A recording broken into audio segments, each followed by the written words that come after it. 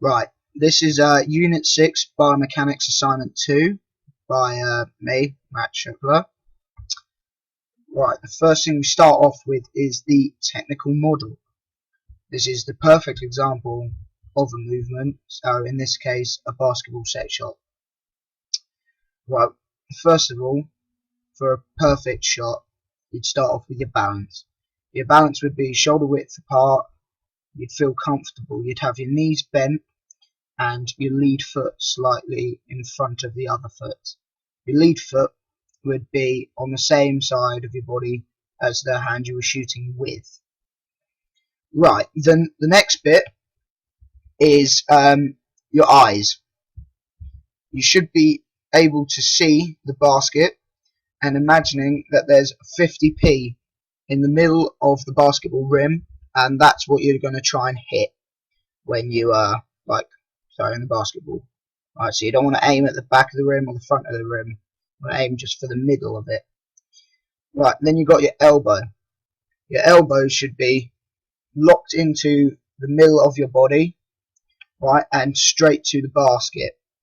This way you've got a perfect shot pocket in which to start to shoot from.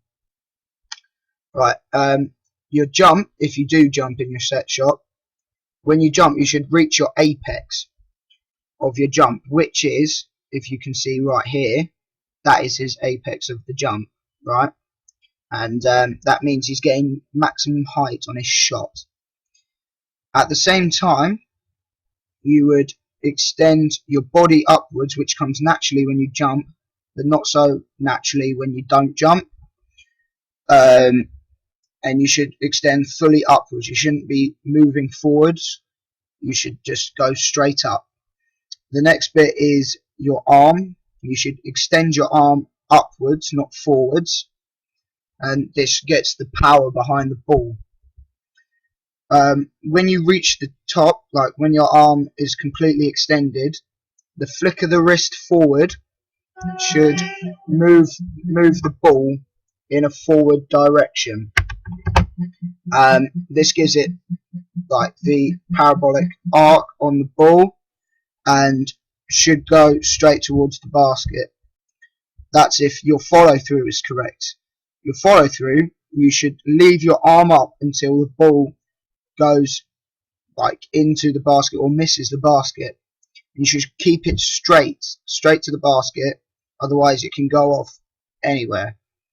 And you should leave it like our picture on the right, like that when you're shooting, because if you're pointing at the basket afterwards, you're most likely going to hit the basket.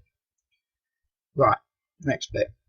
Right, so the more professional person I was watching was Jake, and this is what his shot looked like. If it's going to play. It's not playing. Oh yeah, it is. There you go.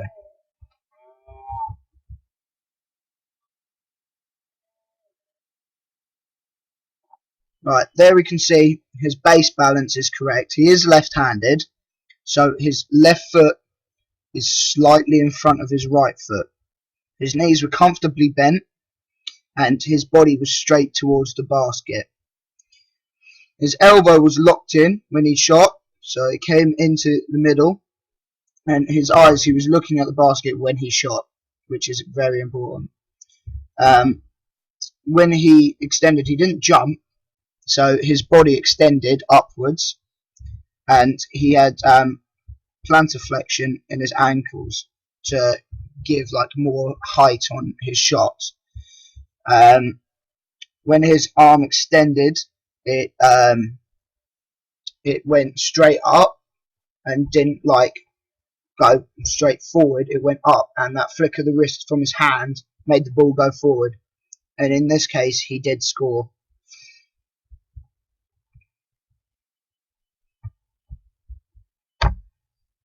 Right, this is a person I looked at that wasn't as good, and this is John's shot.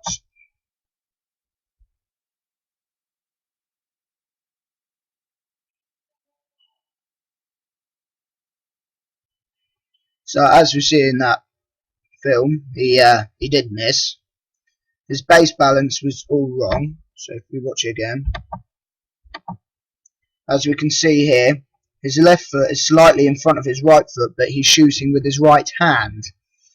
His knees are comfortably bent, but his balance would be all off because he's got his lead foot on the wrong side. His alignment, when he starts to shoot, his right shoulder moves forward, and this puts his alignment completely out of place. His elbow drifts out to the right of his body as well, which means he's not getting that perfect alignment into the basket area.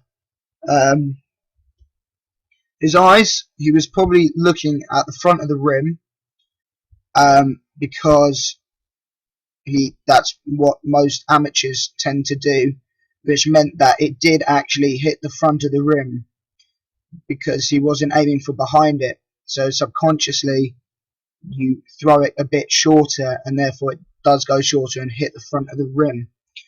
His body extension, it went upwards, but he sort of twisted sideways a bit, as we can see there, where he twisted sideways as he was shooting, and when he jumped straight forward instead of up, which meant that if he had jumped up he would have got the right curve on the ball, but ended up not.